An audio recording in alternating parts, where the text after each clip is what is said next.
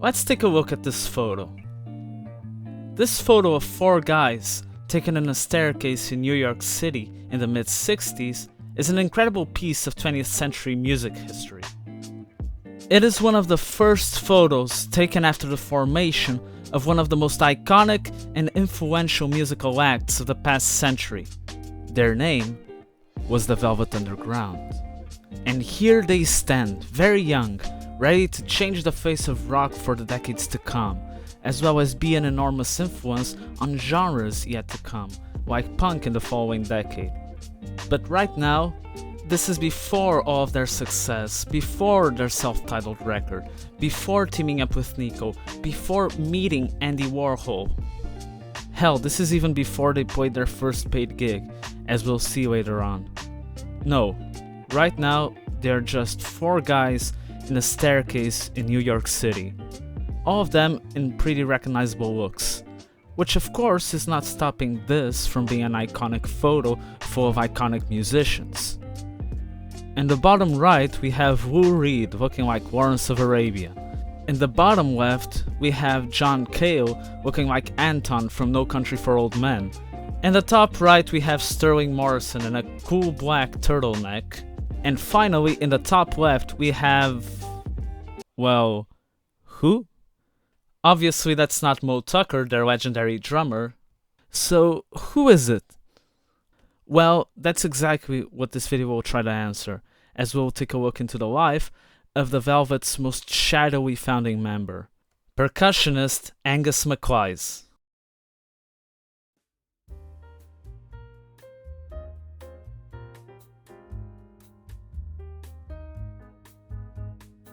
Angus William MacLise was born on March 14, 1938 in Bridgeport, Connecticut. There really isn't much information on MacLise's early life in Bridgeport other than he was a son of a book dealer and that he studied music and dance when he was a young boy.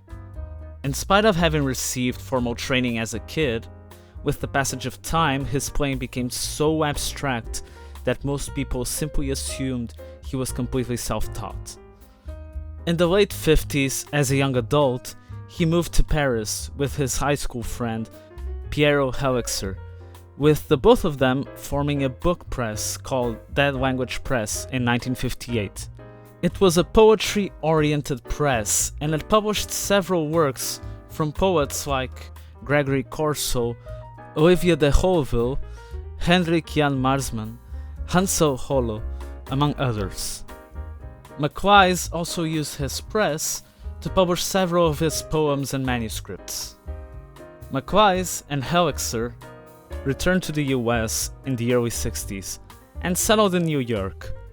MacLise continued to publish books and poetry of several authors in New York, but became increasingly more involved in its music and art scene. Avant-garde music and theatrics and performance art pieces became newfound interests of his. He was also often seen attending experimental films made by friends of his, like Helixer and poet Ira Cohen. It was around this time that MacLise became involved with activities promoted by Fluxus, a community of artists, designers, composers, and poets that included people such as Dick Higgins, John Cage, Yoko Ono, among many others, who engaged in experimental arts in the 60s and 70s. Also around this time, he became part of the Theater of Eternal Music, which was an avant-garde musical group formed in 1962 by composer Lamonte Young. He was a part of this group between 1962 and 1964. In 1964, another individual joined this group. His name was John Cale.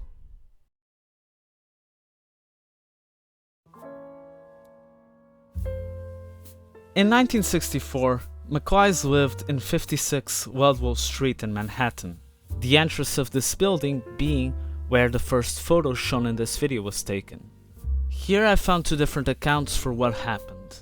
Some say that Cale was his flatmate, while others suggest that they were just neighbors and that Lou Reed was the one that lived with Cale.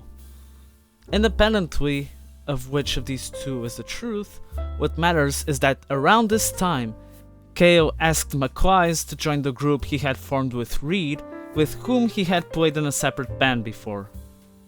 Around the same time, Reed had asked his friend from college, Sterling Morrison, if he could join the group, and voila, the Velvet Underground were born.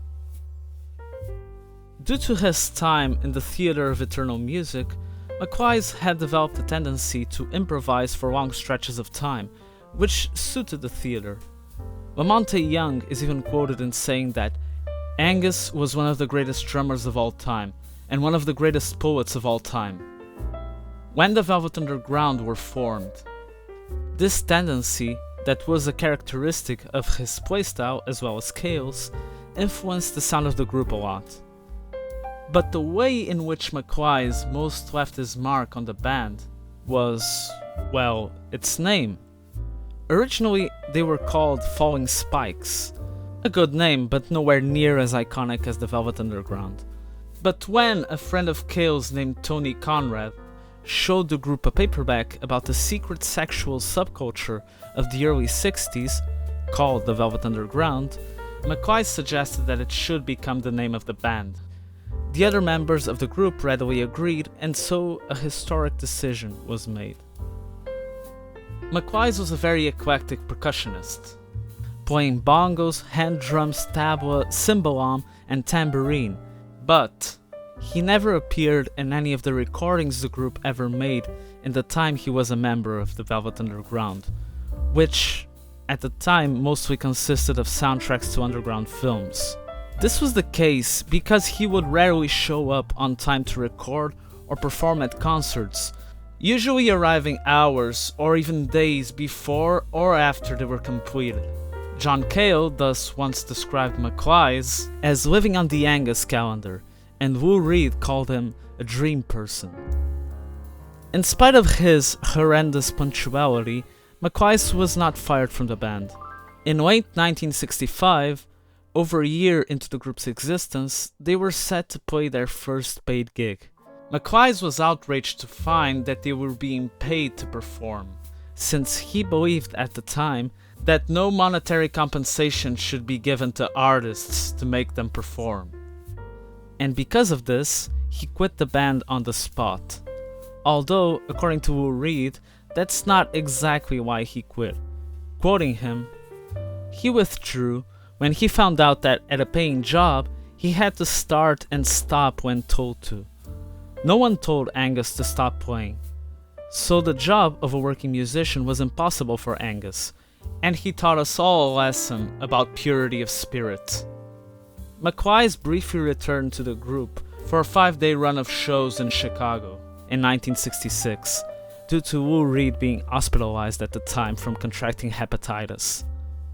During one of those performances, he arrived half an hour late, and to compensate, carried on drumming for another half an hour after the show was over. To be honest, when I arrived at this point of the chronology of his life, I was kinda pleasantly surprised that he even showed up to all of the concerts. A couple of years later, when the Velvet Underground became more successful, MacLise was anxious to rejoin the group. But that was never a possibility, with Lou Reed specifically prohibiting him from rejoining the group due to his erratic behavior.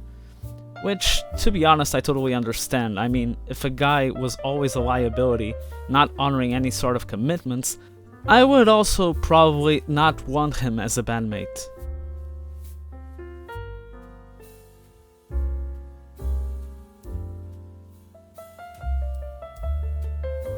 After departing for good from the Velvet Underground, MacLise would briefly move to Berkeley in 1967.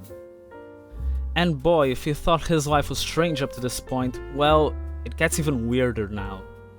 He joined the Floating Lotus Magic Opera Company, which was a street performing troupe that included painter and illustrator Hetty McKee, with whom he would start a relationship and eventually marry, in a ceremony officiated by Timothy Leary, yes, the famous LSD guru of the 1960s.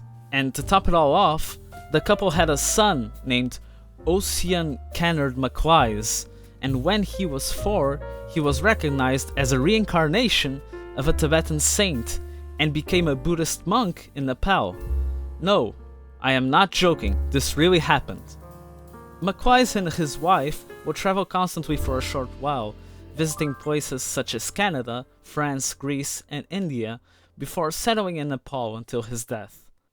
In Nepal, he printed his poetry in tiny editions and drew in a fantastic calligraphy of his own creation that resembles Arabic and Sanskrit. MacLise also helped in operating the Spirit Catcher bookshop in Kathmandu, and in 1974, he and the previously mentioned Ira Cohen started the Bardo Matrix publishing venture. They published work by MacLise, Paul Bowles, Charles Henry Ford, among others.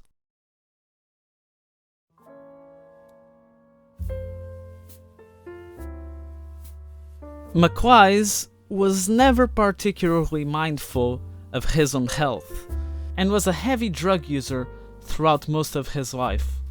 This culminated in his death in 1979 at the age of 41, which was attributed to hypoglycemia, malnutrition, and tuberculosis. Decades after his death, some of his recording material came to light, an example of this being New York Electronic, 1965, a set of recordings that he made in the 60s and 70s that are composed of an interesting mixture of electronic music, drone music, and noise music.